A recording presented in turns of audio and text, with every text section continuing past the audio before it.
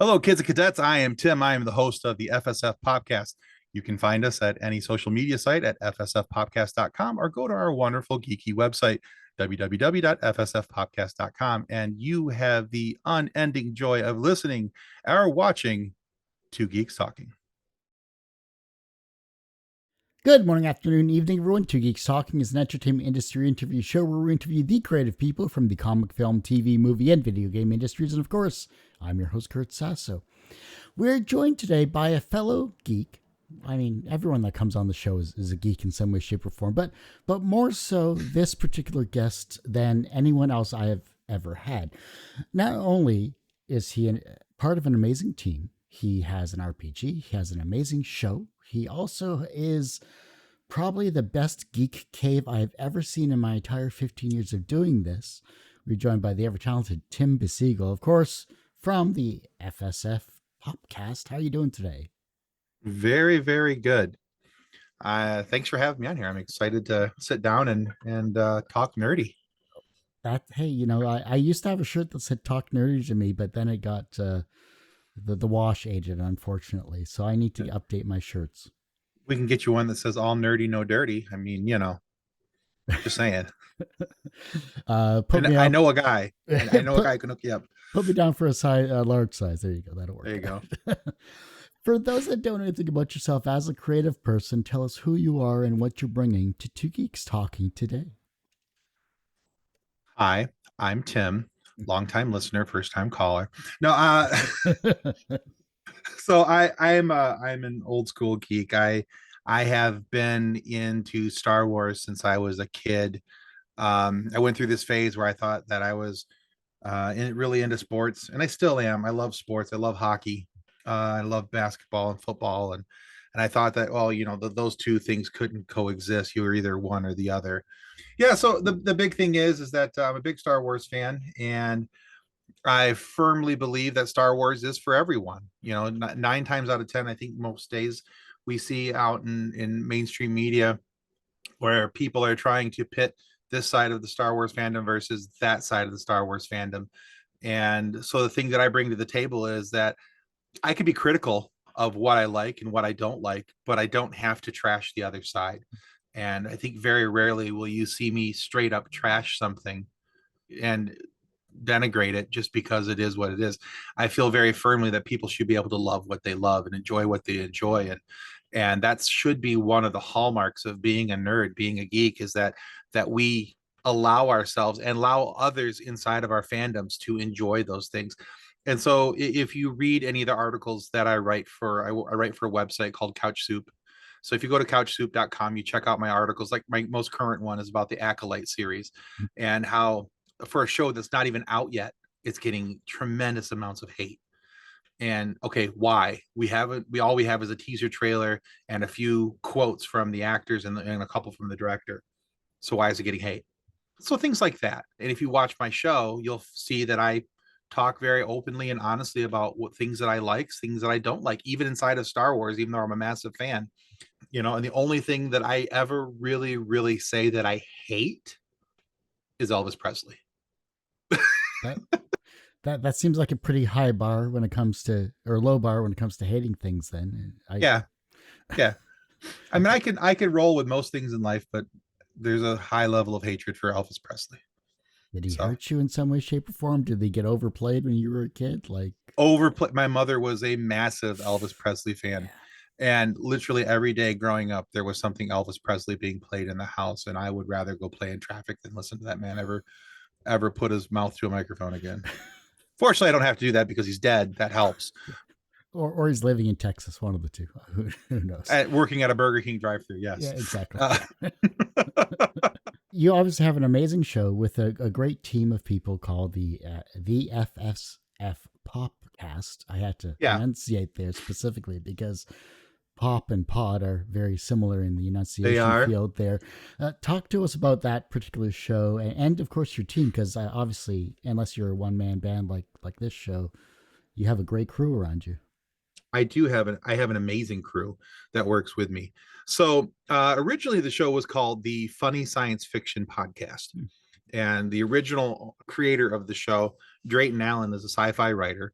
You can look him up. You can find his books on Amazon. And so he started the show and called it the Funny Science Fiction Podcast. Over time, Drayton wanted to spend more time on his writing, and I had one vision for the show. He had another, and eventually I bought the IP from him. And so I also had another pod at the time called Pop Culture Addicts because I wasn't sure what was happening with funny science fiction, and I was, you know, getting a little steam underneath me of who I could get on the show and all these different things.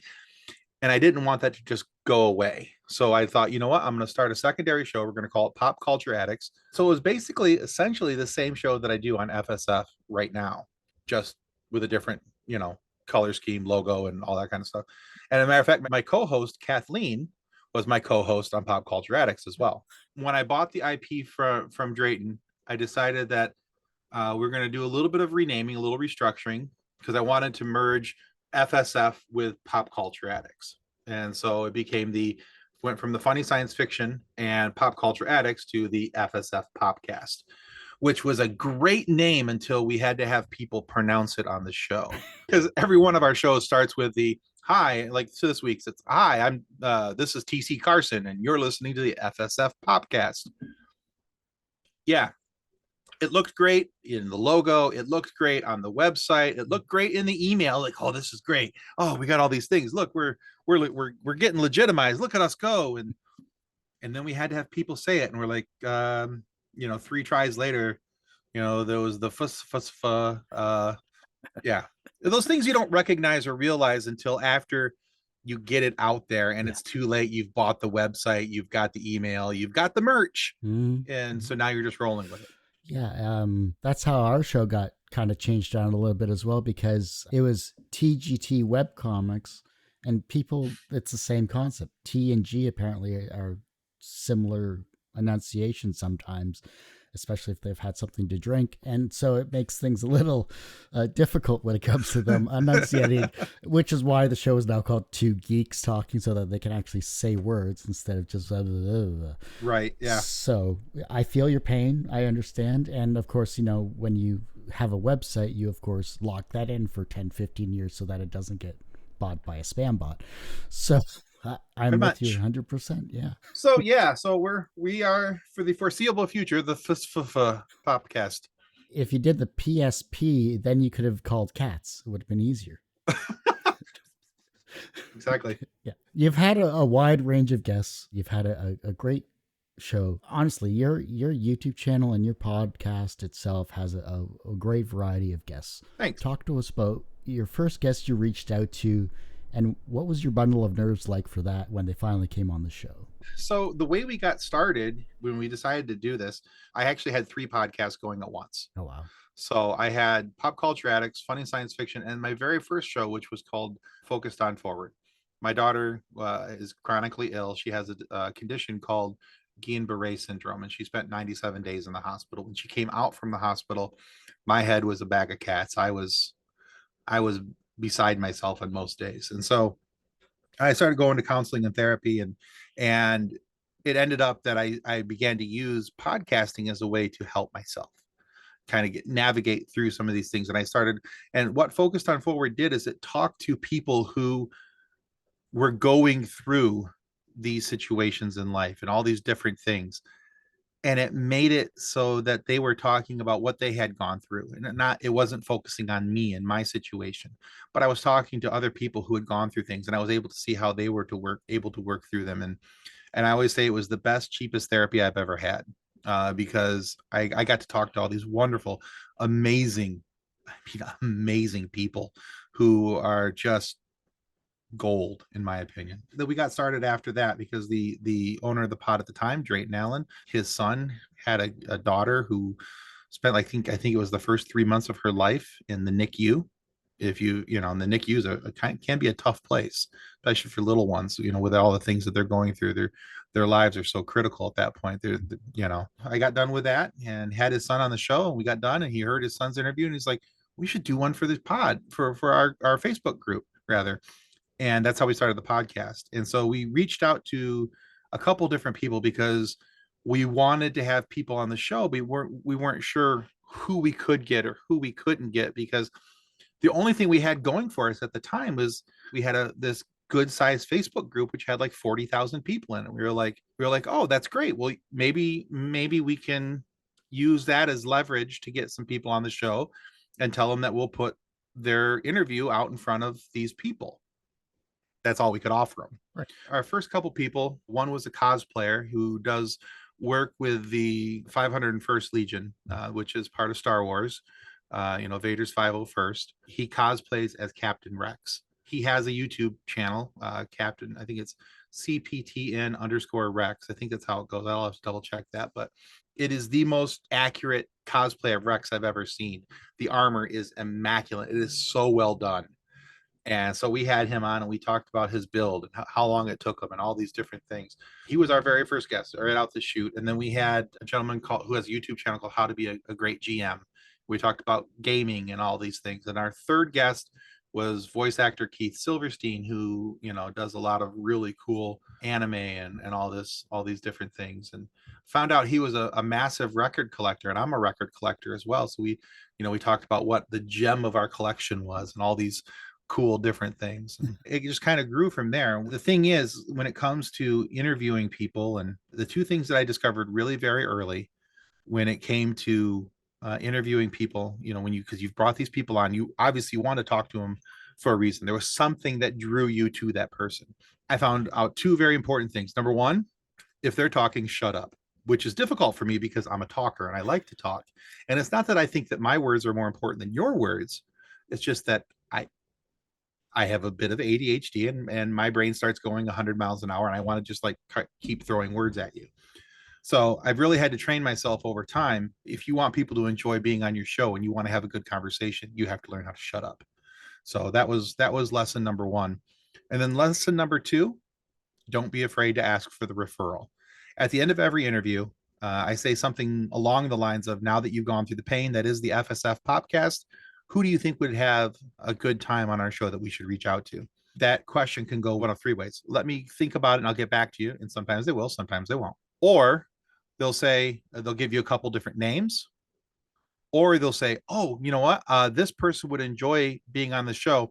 How about you let me reach out to them? And I've had that a few different times, which has been great because it gave me access to people that I had no access to otherwise. Right. And there's a few people who have been on my show. And the only reason why is because I interviewed their friend. Their friend reached out to them and said, you would have a blast on this show. You should try it out.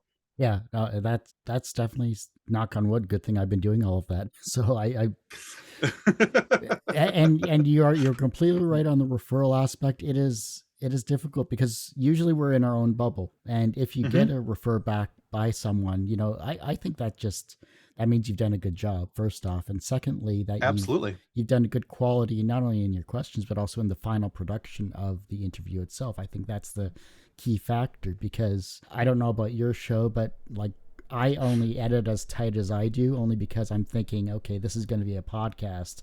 I'm not going to have 5 minutes of dead air. Yeah. We'll talk about your editing style after. No, I agree with you. I think that if you're putting out a tight product, you've made it to be a comfortable conversation for them, enjoyable, where both you and your guest are able to share some laughs, have a good time. And I always tell people that my whole goal for the FSF Popcast, when I invite you in and you're sitting down on the table for an interview, I want them to imagine that we're two old friends sitting down, talking, having a cup of coffee or whatever beverage they should choose to enjoy over a Zoom call or whatever. Mm-hmm. I think that's how you get into a good conversation. And so it's not just, for me, it's not just that the person comes on camera and are like, okay, let's start this thing. Normally there's a little random chitter chatter beforehand, try and set the mood so they see where I'm at, what type of person I am. And I'm hoping that translates into the course of the conversation where they feel more comfortable to have the conversation with me because they can see that I'm looking to actually have a conversation and I'm not just, that I'm not going to ask what I like to call the Comic-Con questions, the how long did it take you to get into makeup? What's your favorite episode? At episode 121 at the 37th minute, what did you think when so-and-so said this? We try to stay away from that type of stuff. I'm not going to say it doesn't happen. Every once in a while, I especially if somebody wears like a lot of makeup for a part, like we had Laura Bertram on, who was in for Andromeda. She played Trance. I'm always like, I had to ask. I'm like, she was in full purple makeup and she had tail and she had all these other things. And I'm like, all right, how long did it take? I have to know, you know. So I'm not saying that it doesn't happen, but I do say that we do try to limit those to an occasional. They're the exception, not the rule, I like to think. It's also about their craft as well, whether they're an actor, whether they're a cosplayer, or whatever. You kind of want to Right. dive into their work ethic as a Oh, person, absolutely. and I think that's same for your show as well as mine here, where it's like we're doing the show because we love being geeks, we love being nerds, and we love the fact Mhm. that we have these amazing fandoms that we're not gatekeeping. We want to share and showcase it, or else why did we put on a show? 100%. Yeah. 100%. And the fact that I'm able to have these people, and it's even more impressive to me. We had Vanessa Marshall on, who is the voice of Harrison Dula in Star Wars Rebels, and I loved the fact that she's not just a voice actor; she is a massive Star Wars fan, and getting to talk to her about what that meant to her, and why she loves the character of Hera so much, and what it meant to her and to be part of this and all these different things. To talk to somebody, and it was the same when we had Sam Witwer on. It was the very same similar reaction. Okay, and by the way, if you ever have a chance to talk with Sam Witwer, don't even try to do trivia with him. No. If it's Star Wars trivia, dear God, he destroyed it. We used to do a trivia question at the end of every show. Sam Witwer is the reason we don't do a trivia question anymore. He was honestly answering the questions before we could finish them. Oh wow. Yeah, I yeah. believe there's that famous clip that's floating around of him where he basically outgeeked Dave Filoni. Oh yeah, yeah. That just seems impressive in its own right, but wow. Yeah, yeah. The whole Padme meeting Shmi Walker, Yeah. yeah, yeah. That's fantastic. Yeah, Shmi Skywalker, not Shmi Walker. But yeah, that's fantastic that Dave was like, oh yeah, you're right. Oh my God, and the fact that because I call Dave the Holy Filoni. He is the Holy Filoni to me because I love I love how he's able to connect the dots and these threads from stuff from the sequel to the prequels and make everything mesh up. And Yeah. I love how he's tying things together. So to me, that's very, very cool. When I talk about Filoni and Favreau, I call him the Holy Filoni and my favorite Favreau. So That is a new one to me. That is okay. T-shirt idea. Don't know if you can pull it off for just a one shot of a T-shirt. I know a guy.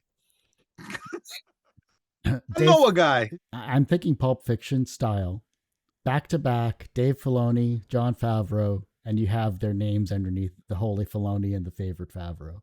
Oh, that'd be really cool. Yeah. Yeah. Remind me about that. We'll talk after. I'll cut this clip and we can.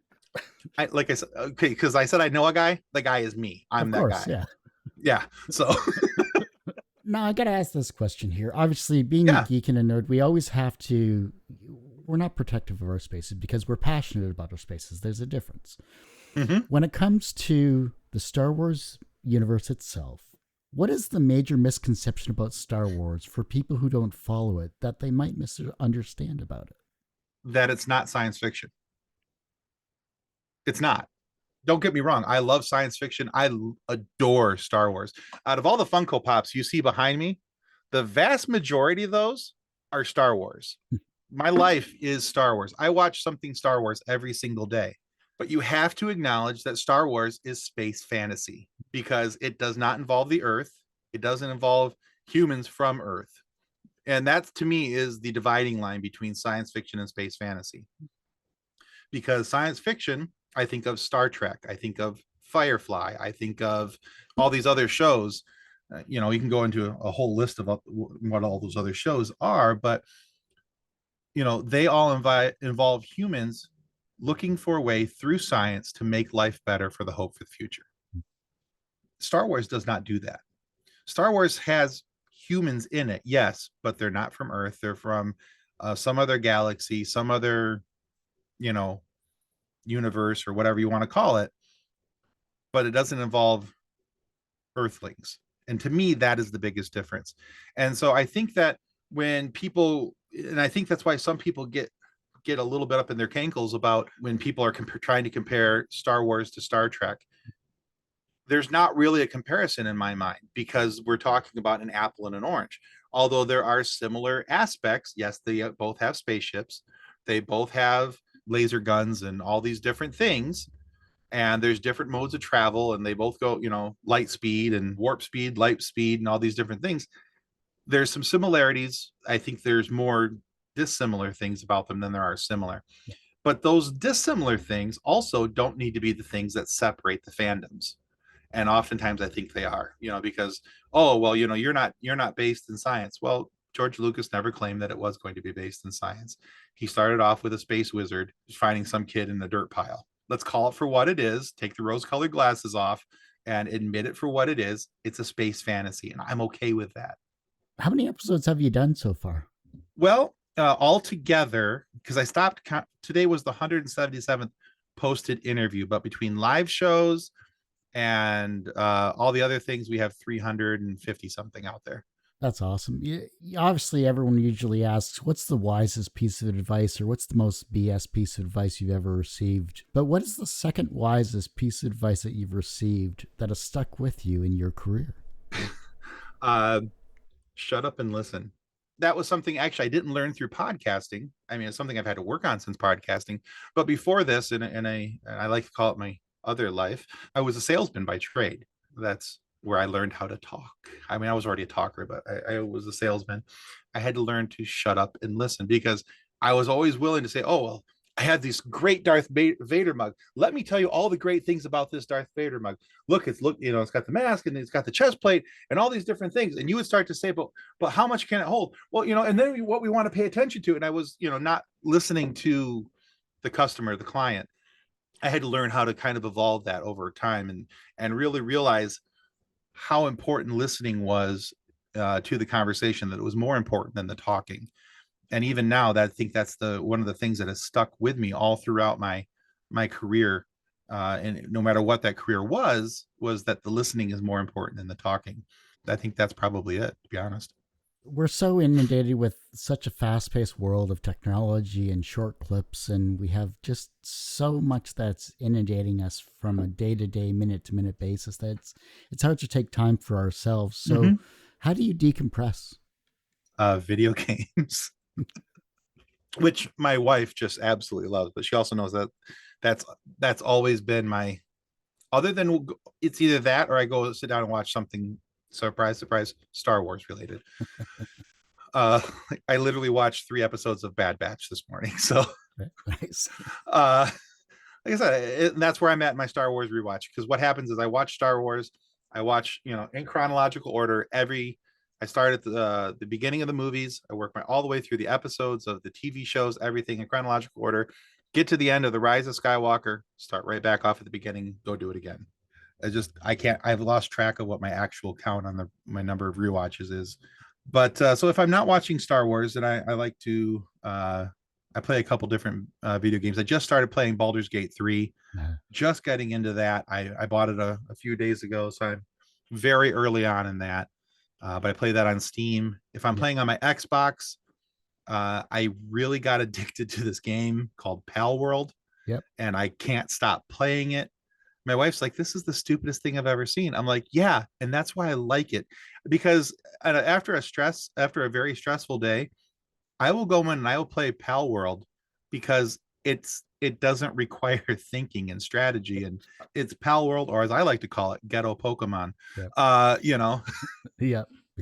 and I've recently gotten back into listening to Audible, books on tape, that type of stuff, because I was finding that there was a lot of parts of even my own fandoms that I was missing out on, and having these discussions with people because they were reading these books that I wasn't reading or paying attention to.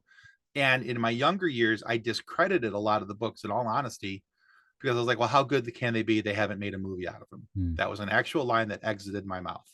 Uh, I now know the fallacy of those comments. Yeah, so I'm kind of tracing my way back through a bunch of what would be considered legends books now. Some that are part of canon. Some I listen to because I have the authors coming on the show, and I want to make sure that I'm at least familiar with their book before they come on, or it's just one that I think looks super cool. and then I want to try and get the person on. Yeah, I remember reading a lot of those books, and there were some really good books. Like Yeah, to be honest, the Admiral Thrawn series, that trilogy of books, was so good, just yeah. so amazing. And well, I also read Dragonlance as a kid too, so I mean that's there's my geekdom for and all of that, and James Bond and uh, Sure, that's great. Asimov and everything. So I was fairly well read for a geek. If I didn't go to a bookstore, a used bookstore in Toronto, I wouldn't have latched onto Dragonlance as much as I did. I still have all of the like original books in my trailer Oh somewhere. wow, that's cool. Yeah. I'm curious about this. And obviously, as interviewers, we have to be as research as we can be, but time can be a Hmm. factor. Has there been a time where you get a guest on the show and you're like in the middle of the research mode and you just don't have enough time to be as detailed as you'd like to be? More often than I would like to admit. I try very hard to make sure that I have somebody, and the only time this really ever happens because I try very hard to make sure that I have people scheduled out for, you Yeah. know, quite some time ahead so that I do have time to do research, or as I like to call it, digital stalking. Um, but I want to make sure that I have time to research them because again, I want to look at interviews that they've done. I want to see what kind of questions they've been asked. I don't want to ask the same questions as somebody else, or at least not in the same way, because I want to, maybe there's, or if I'm going to ask about a question they've been asked, there's a specific point that I'm trying to drill down on, and I want to make sure that that comes across in my wording. But I've had a couple where this happens very rarely for me, but writing my last question, down into my notes right as I'm getting ready to go on camera. And I hate that because I don't want to ever feel like I'm not giving that person their due diligence. I had them on the show for a reason. They've done something super cool and I want to talk to them about it. So far, knock on wood, that's close enough. It hasn't bit me in the butt yet. That's because I typically give myself enough time to do that. The only time where it's been really pushed is when I had somebody a couple different times. I had a PR agent reach out to me and say, "Hey, we'd like to get our person on your show, but they only have time in this short window. Can you do that?" And it's like, yes, because I don't want to miss out on this person. I will make it happen. Which for me, I'm a bit of a night owl anyway.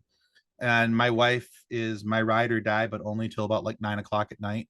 And then she has a pillow calling her name. So she goes to bed early.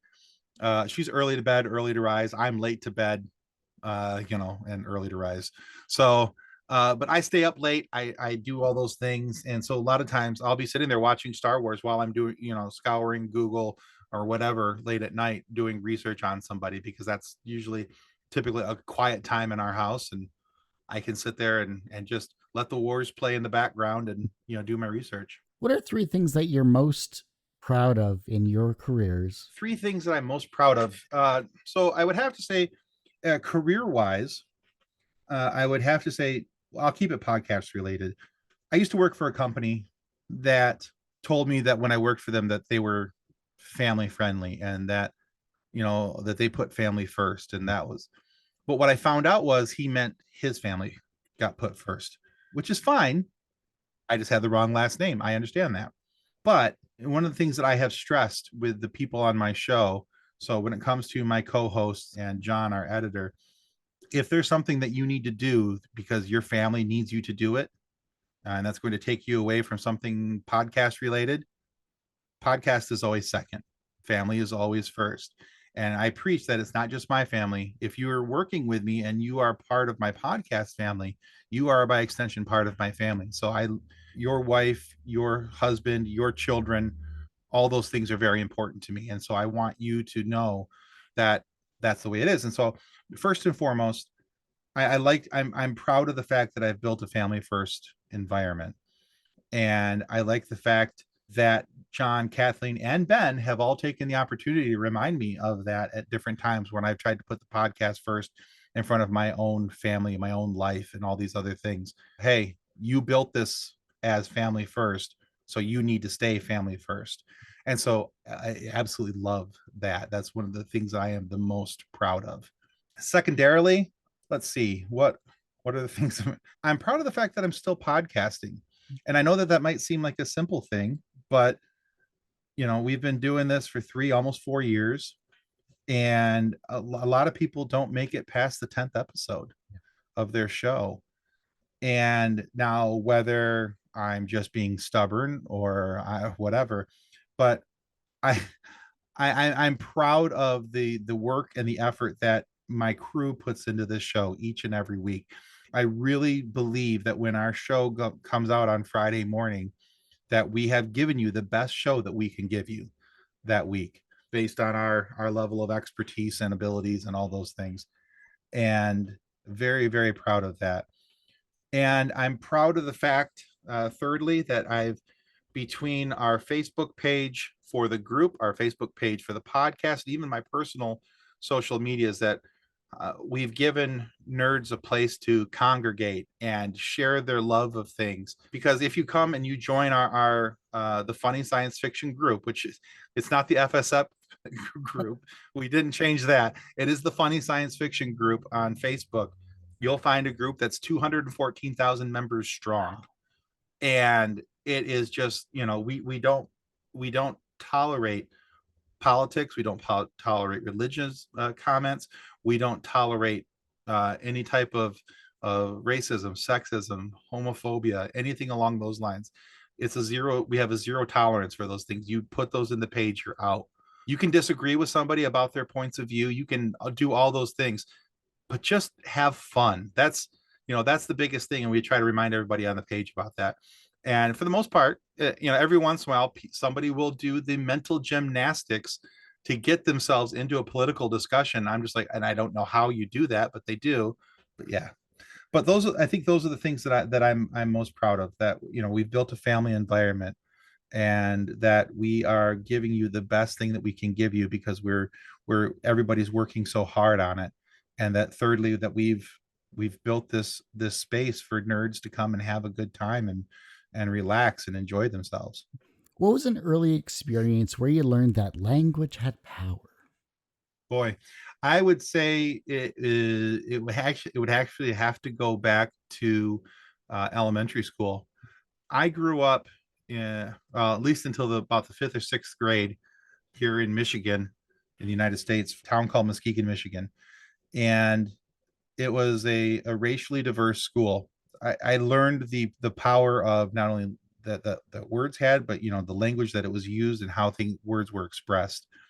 There's really no way to say this without saying the word. And so there was, at the time, a day at the end of the school year called Honky Day, which, if you're not familiar with the word honky, that has to do with people who look like me. Where some of us honkies got our butts kicked, you know and I was one of those kids. One day, we was our first year in that school. I was walking home. I got jumped by about three or four black kids. And now you could take that and you can go, oh man, see, that's a good reason to hate another race, and that's a good reason to do this and that. And they were using racial words and all these different things, a bunch of other words that I'm not going to go into. Um, the whole time that was happening. But the thing that I always like to point out about this story is that, yes, I got jumped. I got my butt kicked by about four or five kids. But the kid who scared him off and protected me and stood over top of me to not let anybody hit me was another black kid. And he helped me home, and he and I became very good friends.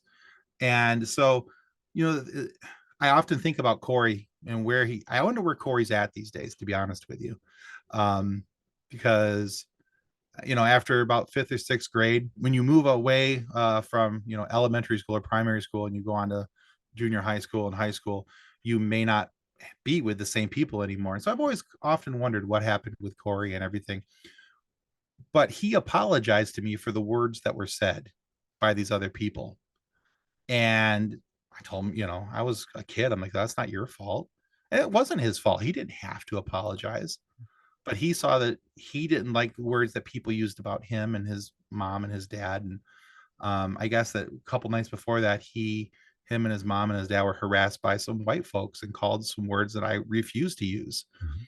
I just think that had a very deep impact on me, because it would have been very easy to take that negative experience, the negative side of that experience, and allow that to color my thoughts and my feelings about who and what other people are. But I was also unable to overlook the good thing and the nice thing that this kid did for me and how he helped me and all these different things. And we became very good. Like I said, we became good friends after that. And he was the kid I hung out with at recess, and we ate lunch together and all these different things. Corey was just a cool kid. Early experiences around that helped me to realize that there is so much power in the language we choose to use, the words that we choose to use, and why we choose to use them. And even now, growing up, having kids and having a daughter and having seeing the power that words have when it comes to the way that we talk about women, and we talk about when I talk about my wife, and how that impacts my daughter and her view of our relationship, and all these different things. You begin to really see when you look at it, especially through my daughter's eyes, and the way the world talks about women around and all these things, especially inside of fandoms right now. Oof. um, it's a tough go. I figure with the internet these days, the way it is, finding a person that you'd love to reconnect with would be an interesting story. It would be, but I would also have to remember Corey's last name, and that's the part of the problem. Therein lies the issue. Fair enough. Well, best of luck if that ever does happen. Yeah, that would be cool. I think that'd be awesome. Everyone has one person that inspired them on their path to where they are today. Who was that for you? That's actually a very, very difficult question for me. There are several people that have had deep, deep impacts. I will say that one of them is he's my buddy, but all my kids call him Uncle, and that's my buddy Marty, Marty Shaw. All my kids call him Uncle Marty for a reason. He is closer to me than uh, my fleshly brothers, and I love the man dearly. But had it not been for him when I was a young man, I think that I would have been pretty pretty lost, because I was a child of divorce. My mother got remarried to a guy who I wasn't sure that I liked him or not, who actually ended up adopting me. But when my brother moved away from the home, he didn't like my parents' rules, so he ran away when he was 16, and then just never came back. But when my brother ran away and left, Marty stepped up and you know treated me like I was just one of his family, and a real friendship grew out of it, which is kind of odd because he and Marty, my brother rather, were best friends growing up. And it's kind of odd that he and my brother are no longer friends, and Marty and I are friends. So it's just kind of weird one of the way those things work out. But one of the most important people to me in my life is Marty Shaw, and he's just a good dude. From a professional standpoint, you're, of course, a very successful individual with an amazing team. Regarding the FSF Popcast, you're successful in that regard with an amazing team. Do you consider yourself personally successful? Boy, that's a great question. I have never really regarded personal success in that way, because I've always looked at it as a family thing. Like I said, family first. So I view everybody in my team as part of the family. So I guess that I would say that I view our show as mildly successful. So I feel mildly successful. I don't know if that tracks well for what you're looking for here, but I think I measure my success by how the show does, and I measure my success with the show by how happy we are in the product that we put out. Not necessarily by the numbers, because the numbers I don't think always tell you how well your show is doing. But so yeah, I guess the answer is yes? Question mark. The reverse of success is failure. How do you deal with your failures? I try not to think about them too greatly, because I think I okay, let me correct that a little bit. I try to learn from them. I look at them and examine them. Okay, where did I go wrong? How did I do this wrong? How can I not do it that way again? So from that standpoint, I do look at them, I examine them, but once I'm done, I try not to think about them anymore unless that situation comes up and I didn't learn my lesson the first time. Um, but yeah, when it comes to failures, I I like to think that, you know, failure is the first part of success, because very rarely do we ever, does anybody go, oh well, I'm just going to flip this switch here and it's instant success, look at me go. um I think it has more to do with, you're gonna trip and stumble a few times before you learn how to run. Very rarely does somebody just run into running. You got to learn how to walk, you got to learn balance, you got to learn all these different things. And I think it's the same way with success. You're going to have a few trips and falls, and you're going to have a couple scraped knees, but you get up, you brush off your legs, you move along. So yeah, failures are important, but I try not to concentrate on them past the point of what important information can I extract from them. The younger generation is looking at your work and they're becoming inspired to be creative in their own way, whether it's as a podcast host, whether it's as a interviewer, maybe it's something creative you've inspired them based on the interviews you've put together. And the fact that you have the younger generation with you looking up to you, maybe you're going to inspire them down a creative path themselves. How can they inspire the generation that follows them? I think to, I think of anybody that's been inspirational to me as far as artistry or anything along those lines. I think it's because the people who inspire you are people, it's not just things that you like that they do or anything like that, but you see that they're genuine to who they are and what they are, and that they're, when they put something out, it's a representation of who they are as a person or what they value, and things along those lines. So if somebody's inspired by something that I've done, first off, I'm sorry. Secondly, uh no, I'm just kidding.